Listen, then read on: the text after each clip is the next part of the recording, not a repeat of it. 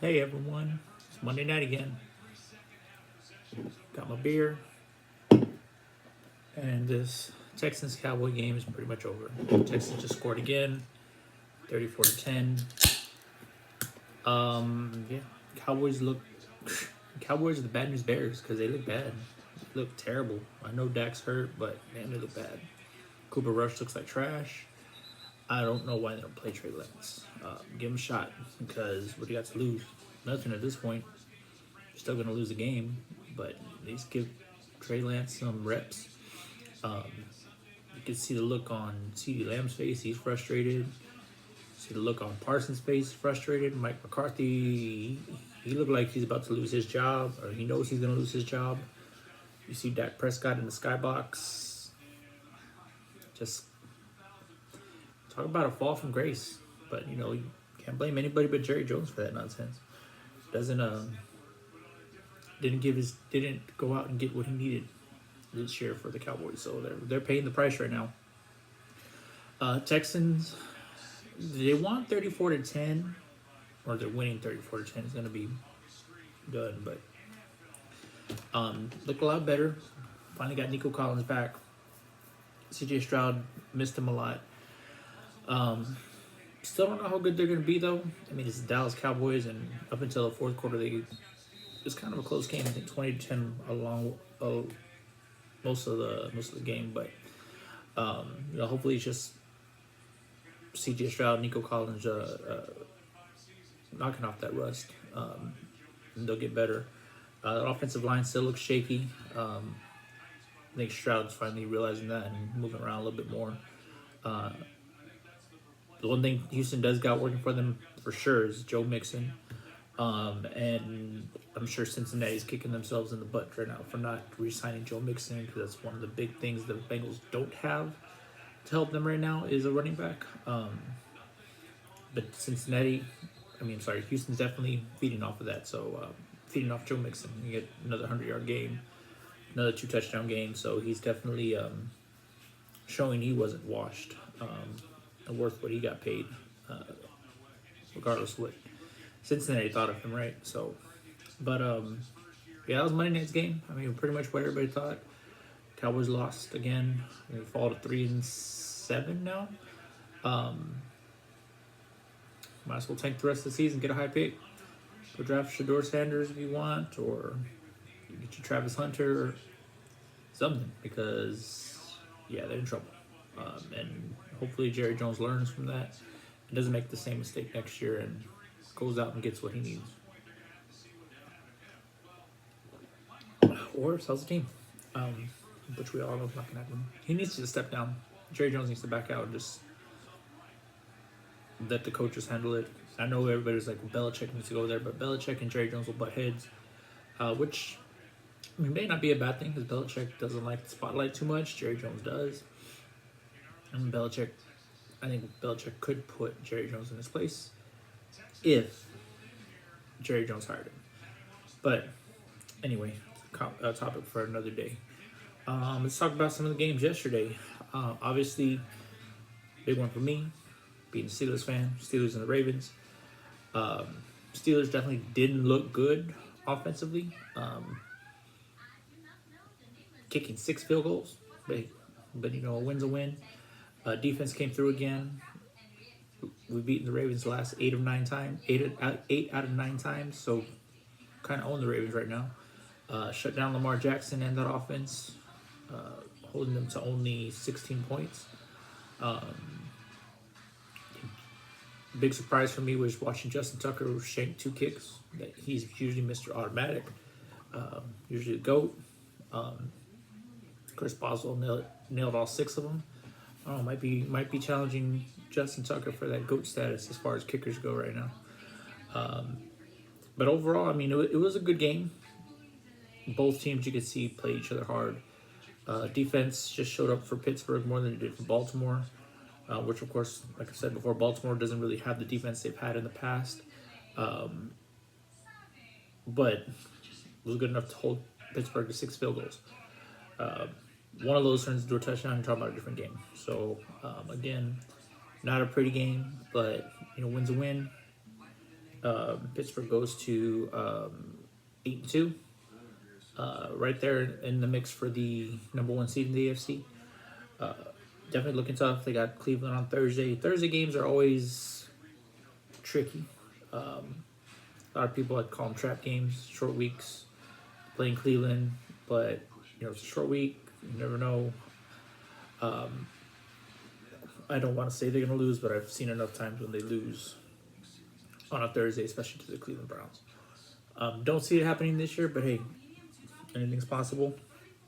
But yeah, going back to the game, a couple big turnovers, but caused by the Steelers, and of course the stopping the 2-point conversion from the tie, from the Ravens tying the game, and then they're just running it out, winning the game, getting that W over the Ravens, their first division win. So definitely happy about that. What else happened around that early time slot? Oh, the Detroit Lions. Touch on the Detroit real quick. Same thing every week. Blowing people out, just dominating. 52 points against the Jaguars. I know it's Jacksonville, but put up 52 points easily like that, it's scary.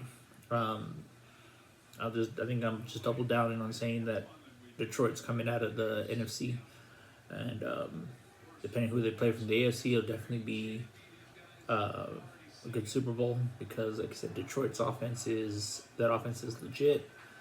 Those two monster backs, even if one of them were to get hurt, man, they still got the other one. But I'll tell you what, I would like to see Detroit play a team that has a decent defense, something like a Kansas City or Pittsburgh, or someone that has a defense that could possibly challenge that offense. I'm not saying it would change much. Detroit may still win, but I don't know if they put up 52. But hey, you never know. It's just watching them play a team that has a decent defense will be something interesting to watch. So hopefully that'll happen either in the playoffs or once they get to the actual Super Bowl. Another big game yesterday, Kansas City and Buffalo. Like I said last week, Kansas City finally fell. Knew they were going to drop that one to Buffalo. They should have lost last week to Denver. They should have lost a couple of games this year. But Buffalo just seemed like it would be the team that was going to knock off Kansas City. It was definitely a good game. Josh Allen had to take over that game. No Dalton Kincaid is tight end. Missing Keon Coleman as other receiver. So it kind of basically was him the whole game. He had that 26, 27 yard touchdown run at the end of the game that won it for him. Yeah, I mean, like everybody says, he had to put on that cape and beat Mahomes, which he always does in regular season. He beats Mahomes in the regular season all the time. It's trying to beat Mahomes in the playoffs that always gets Josh Allen. So even watching him in his press conference, he completely downplayed the fact that they beat the Chiefs. It was like just another game. Yeah, they're 9-1 now. I think 9-1 or 9-2. So definitely at the top of the AFC, up there with Kansas City and Pittsburgh for the lead. And of course, Baltimore's up there, but it's hard to say Baltimore's one of the better teams when they lost to Pittsburgh, only putting up 16 points after they've been putting up 30 points left and right on different teams. So it's hard to say Baltimore's the best in the AFC. I would say it's after yesterday, I would probably put Buffalo at the top. As much as I hate to say it, Kansas City probably 2, Pittsburgh 3 for now. But I know Pittsburgh plays Kansas City Christmas Day. Hopefully we'll be able to watch that game on Netflix and it won't crash like what happened Friday when Tyson and Jake Paul, I don't even want to call that a fight, but when they fought, I guess, followed their script or whatever.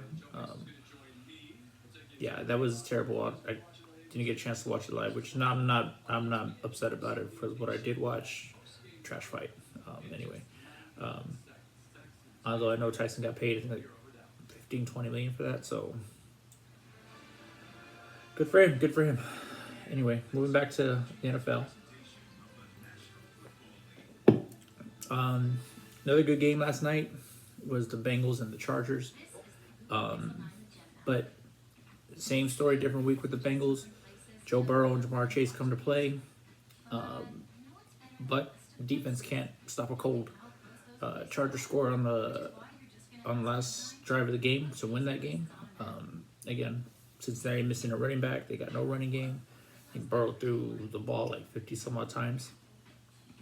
Even knowing they were going to throw the ball, they couldn't stop him.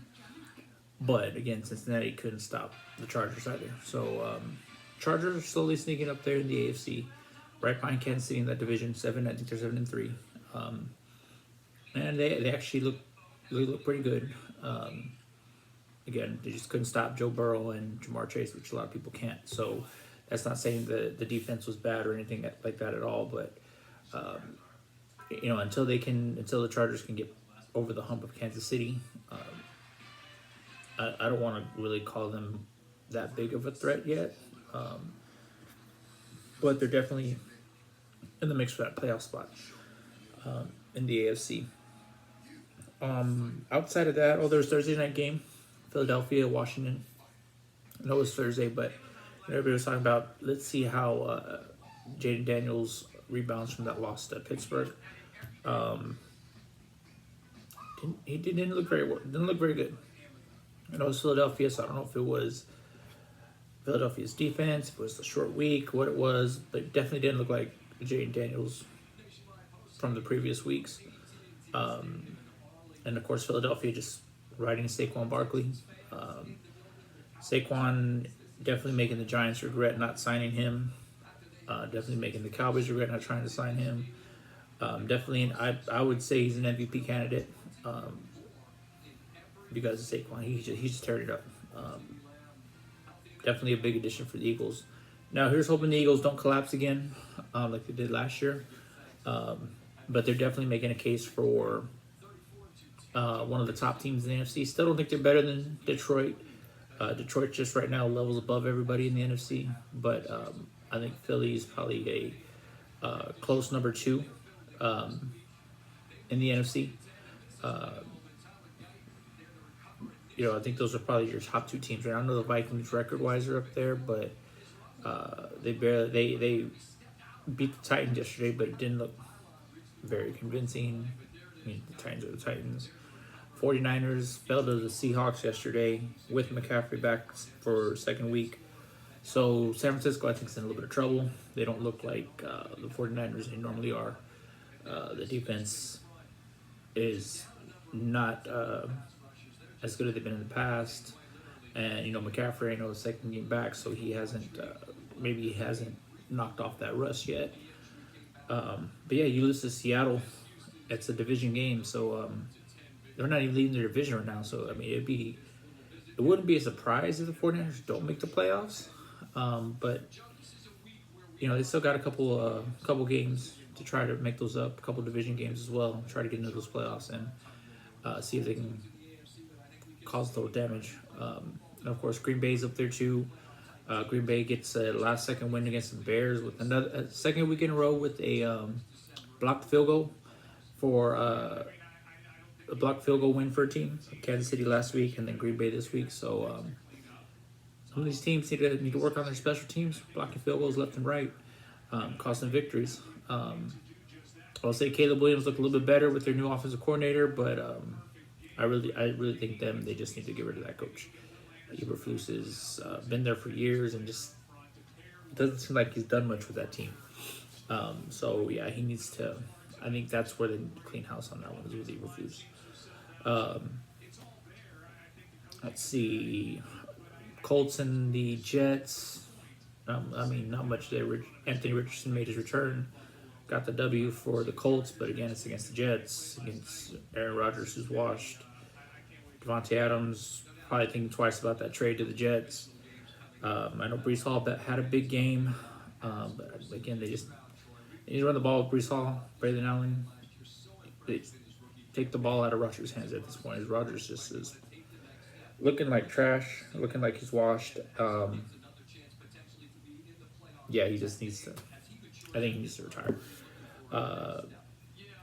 Saints and the Browns. Nobody really not much at stake during that game. I know Taysom Hill had a big game for the Saints with I think 140 yards rushing on like 7 attempts. So yeah, he definitely had a big game. But again, Cleveland's Cleveland. I hate to say that because I know the Steelers are playing Cleveland this week, so you never know what Cleveland team shows up. But yeah, so that was another kind of switch back and forth to see some of the highlights of that one, but it wasn't a big fan of watching that game. Dolphins and the Raiders, not a big fan of watching that one either. Dolphins got that win, it seems pretty easily. Tua looks like he's healthy again, so might just be a little too late for Miami with Tua being out for that long. And of course, the Bills in that division are kind of running away with that right now. So they'd have to try to make, I guess, a wild card. But the AFC, it's going to be hard to do with all the teams that are at the top there. Rams and the Patriots. Stafford had a pretty big game. Rams still trying to keep pace in that NFC West, try to make a playoff push. They got their receivers healthy, so they hopefully that'll help them get that push. And of course, Patriots dropped another loss. Definitely in full rebuild in New England, although Drake May, I know, has had some decent games. So I think he'll be all right. They just need to build around him and see where they can go from there. Let's see what else. The Broncos and the Falcons. The only reason that game pissed me off is I had the Falcons as my defense in one of my fantasy leagues. -3 points. Yeah, negative points on their defense. I don't know. Not saying Bo Nix is bad, but I don't know how you let him go off like he did. He threw 4 touchdowns, and Atlanta puts up 6 points. Terrible. It's just hard to see how Atlanta does that when you have your quarterback Kirk Cousins, you have Bijan Robinson in the backfield, Drake London, Kyle Pitts. Like, you've got so much talent on that team, and you put up 6 points. And I know the Broncos have a good defense, but you can't score at all. That's kind of sad, kind of scary. If I'm the Falcons, I'm definitely kind of a little worried about that. I know Michael Penix got some playing time in garbage time, so I don't know, could we see a change there? I don't know, but Kirk Cousins getting guaranteed money either way, so it's hard to see them replacing him with Michael Penix. Even though Cousins has been playing a little bit like crap. Some other big news today: the Giants benching Daniel Jones, which should have done a long time ago. Giants definitely regretting paying Daniel Jones all that money when they could have used it to pay Saquon Barkley. I think Daniel Jones. I'm gonna go out on a limb and say not only is he done in New York, I think his NFL career is done. He just maybe he gets catches on as a backup somewhere, but he just doesn't. He's just not good. I don't. It's just he just doesn't look good at all. But what I question more is why the Giants went to Tommy DeVito over Drew Lock. But Drew Lock's been the backup all year, and I think DeVito's been the emergency third quarterback. So definitely don't know what's going on in New York. It's just a bad time to be a Giants or a Jets fan. I mean, they've been actually trash for like the last couple of years, but it sucks being a New York football fan right about now, especially when both teams have so much potential on them. That kind of sucks to be them. So I mean, it's one of those things. But yeah, I mean, overall, yesterday was a pretty good game, pretty good day for some football. We had big games in all 3 of the time slots. The Steelers, Ravens, Chiefs, Bills, and then that Chargers, Bengals game. So pretty entertaining Sunday of NFL football. Saturday college football was actually pretty good too. We had a whole bunch of SEC games on. Of course, Texas getting their win over Arkansas, which kind of surprised they didn't blow out Arkansas more than the score says. I would have thought Texas would have gone in there and would have just put up 40, 50 points on them to try to cement their number 3 spot that they had at the time. But I mean, a win's a win, so at least it wasn't a loss. So they're still sitting with that one loss. LSU another loss. That's tough on them. 3 losses in a row to Florida. I think it's safe to say, with barring some other losses in the SEC, that LSU is probably out of the college football playoff. Georgia with the win over Tennessee keeps their playoff hopes alive. I think Tennessee still has some hopes too. They're both 2-loss teams, so it'll definitely be an interesting couple weeks to see where these teams fall as far as the college football playoff. I know the new playoff will come out tomorrow, and see where these teams fall. If any of them really move, if we're all still the same. Because again, Oregon won, Ohio State won. It didn't seem like there was too many huge upsets Saturday. I'm sorry, but I know there's some big games coming up. Obviously Texas got a big schedule. They play Kentucky this week, and they got A&M. Obviously Alabama's still in it, so they've got a big game next couple games. Georgia, same thing. So it's like everybody's got must wins, at least in the SEC, to try to keep them in the playoff. I think Oregon's gonna easily make it in. I mean, I'm interested to see that Ohio State and Indiana game this week.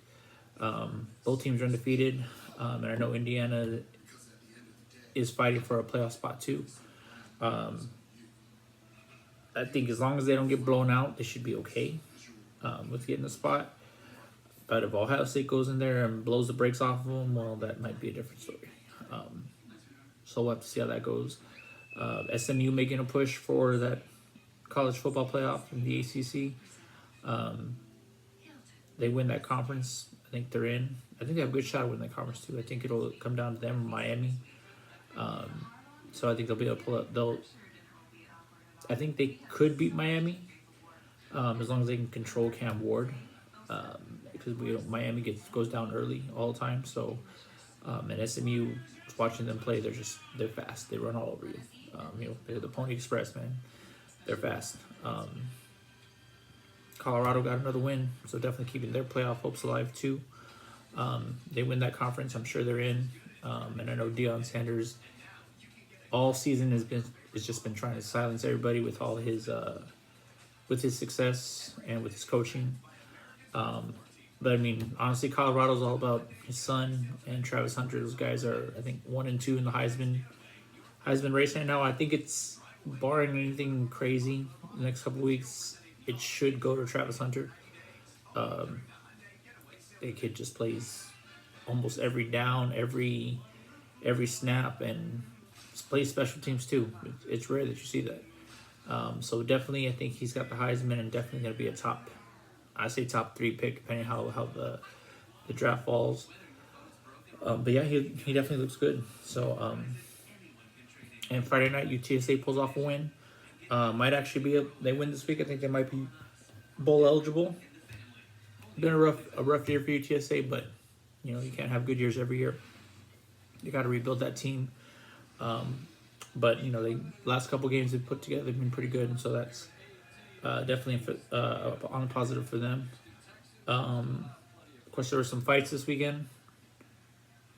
The Jake Paul, Mike Tyson was not a fight, so we're not even going to talk about that. But we can talk about Netflix though, and how Netflix doesn't know how to stream a live event for the life of them, which kind of has me a little concerned because the NFL's got 2 games on Netflix Christmas Day. One of them's Steelers and Chiefs, which a lot of people are going to want to see. So, Netflix, yeah, get your shit together, because you're going to have a lot of people upset if you can't watch your NFL games. And the other thing is, come January, for you wrestling fans, WWE is moving to Netflix. And if they don't get that fixed either, you have a lot of upset wrestling fans. More importantly, my kids going to be upset too. And then I got to hear it. So Netflix, get your crap together. It ain't that hard. Call Amazon or call Hulu, call ESPN, whoever does all these live streaming events, call them and figure it out, because it's ridiculous. It's a good thing that fight was free, and it's a good thing that fight was trash, because you would have had a lot more people pissed off than what they already were. So yeah, enough about that garbage. Saturday night UFC, it was actually a pretty good card. Let's jump to the co-main event. Chandler and Oliveira. As much as Oliveira kind of dominated that fight, Chandler put up that fifth round when he tried to make his comeback. Had those two slams on Oliveira. Made it entertaining at the end. And of course, post-fight interview when he's calling out everybody and anybody he can. More importantly, calling out Conor McGregor again. Hopefully McGregor can get over his broke pinky toe and go sack and go fight him. You know what I mean? Just I don't know. Like I can't believe I'm saying this about McGregor, but I think he's scared of him, or I don't know. Like I've broken my pinky toe before, so I know it hurts. I'm not trying to say it doesn't hurt, but yeah, man, it's suck it up. You know, it's go fight the dude. You know what I mean? Wrap it up and put some tussin on it. You'll be all right. You know, go fight Chandler. You know, he's been talking all this trash, calling you out. Go do it, man. Go do it. Then main event, John Jones and Stipe. Was really hoping for Stipe to win. You know, representing the firefighter community. My brother's a firefighter, so you know, got a shout out to him. But at the same time, I know Stipe is 43 years old. Kind of figured he was gonna be a little slow. He hadn't fought in like 2 or 3 years anyway. And of course, John Jones took advantage of it. Basically dominated that fight. Spinning back kick. It looked like he hit him in the liver, but that definitely is what ended that fight. Cementing John Jones as much as I like the dude, can't stand him. All his out of the cage nonsense and all his legal troubles, but yeah, he may be the GOAT. You know, it's one of those things that he doesn't lose, man. He doesn't lose. I know he said he wants to fight Alex Pereira next. I can't pronounce his name. Sorry. But Dana White wants him to fight Aspinall next. So I don't know. I'm game for either one. I think Aspinall's more of a natural heavyweight than Alex is, but Alex has cleaned out the light heavyweight division, so I don't know who else he's gonna fight. So I mean, it would make sense both ways. But I think if Alex is gonna put on that much weight to fight John Jones, maybe a bit of a disadvantage. So I think the better matchup, at least size-wise, would be him and Aspinall. Just determine who's the undisputed champion, because Aspinall's that interim title right now. So let him fight it out. Let him determine who's the champion, and then kind of just go from there. And then of course Stipe retires, so you know everybody, you know, got to give respect to Stipe. He's one of the greatest heavyweights of all time, and that's saying a lot in the UFC heavyweight division, because those guys are constantly winning, losing.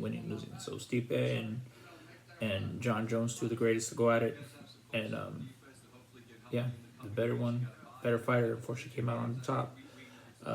Would have liked to see this fight happen like 3 or 4 years ago when they were both a little bit more in their prime, but hey, you know, it is what it is. But definitely have to see where John Jones goes next. Let's see what else we got. There's some NBA that happened. The Cleveland Cavaliers still 15-0. That's surprising, but they got a young team out there with Donovan Mitchell. I don't want to say he's too young, but you got Donovan Mitchell, Darius Garland, young team out there, 15-0. I'm curious to see how long they're gonna go before they lose. Spurs had a couple losses this weekend. Had a good game Friday against the Lakers in the, what they call it, the Emirates Cup game or whatever. Thought they were gonna pull off that comeback against LeBron, the Lakers, but just came up short. And then they lost Saturday. Got blown out Saturday by the Mavericks, but I know they sat Wemby, so Wemby didn't play. But you can definitely see the difference of when Wembanyama plays and when he doesn't play. But overall, I think they're starting to gel. I really like that kid, Stephen Castle. He's definitely a right pick at that for their first round pick. and he's learning a lot. I think he's just continuing to learn from Chris Paul. But he can play, he can shoot, he can drive. Got a bright future there. So San Antonio's got a couple young people. They can keep them together. Might have something going. Again, I'm still going to stick with the fact that they're a playoff team, not a play-in team, playoff team. And we'll see how that goes throughout the season. Got all these picks coming up next year, so maybe they do something with them. Maybe they can trade up. Maybe trade up for that number 1 pick. Go draft Cooper Flag. I don't know if that's going to happen or not. But yeah, you've got all these picks. Make some moves. Get another role player or something. Help Wemby out. Just like I said, and he's ready to win now, so they need to make moves now, sooner rather than later. And then, of course, the news came out about Popovich and his mild stroke. So hopefully he'll be all right. I would not put money on the fact that he comes back to coach this year. Honestly, wouldn't be surprised if he just retires. He's been doing it for a long time, and stuff like that is usually a sign to say, hey, slow down. Maybe you need to call it a career, If he does, who do you get to coach Spurs next? Me personally, I would make that call to Becky Hammon and bring Becky Hammon back. Look what she's done with the Aces. She's familiar with the Spurs. Would she leave? I don't know. I think you throw some money at her, but to me, I think she's a mini Popovich. So she's been there, and she definitely knows the culture in San Antonio, and she'll keep it there. So I would definitely that's what I would do, but I'm not RC Buford or anybody in the Spurs organization. So because really, I can't think of anybody else out there who would replace Popovich unless you do it internally. So we'll have to see how that goes. And I have a feeling there'll be a lot of coaches out there on the market. Wouldn't be surprised if Doc Rivers gets fired here soon. Milwaukee looking like trash. And we all know Giannis, when they start losing, he doesn't take too well to it. He's had coaches fired before. So I won't be surprised if he's out there on the market soon. And then, of course, you've just got plenty of coaches that are still out there right now. So it'll be interesting to see where that goes. And again, the Emirates Cup's still going on now, so we'll have to see who wins that this year. As long as it's not the Lakers again, okay, I'm good. That'll be definitely something to watch. It's entertaining. They always play a little bit harder for that Emirates Cup, and I guess it's more because they get paid extra. So watching them play definitely is a little bit more fun watching a normal regular season game. I know Spurs got the Thunder tomorrow, which normally would be something I'd want. I still want to watch it, but it would be a little bit more entertaining because it'd usually be Wemby versus Chet, but I know Chet's hurt, so no Holmgren out there, so we'll have to see how. But the Thunder are killing it too, so if they can stay competitive with the Thunder, that's a good thing. As long as they don't get blown out of the water, then that's definitely a good sign as well. But we'll have to see how that shakes up and how the rest of the NBA season goes. Still early, so we'll see what kind of moves get made, and then of course, like I said, tomorrow college football playoff comes out. This weekend, I think we'll be on week 12 in the NFL season already. It's crazy, week 12. The NFL season goes by too quick, and then in the off season, we're like, our football needs to come back. So, yeah, that'll be interesting. And then, of course, December, college football playoff starts. So December is always a good month for football. It's all over the place, all the bowl games, college football, NFL games. They're all important in the NFL at that point because everybody's fighting for those playoff spots. So December is definitely a good month for stuff like that. We'll see how this weekend plays out. See if there's any upsets this weekend in the NFL. Same with college football, and then just see how it goes from there. Yeah, so I appreciate y'all. Y'all have a good evening. Good night.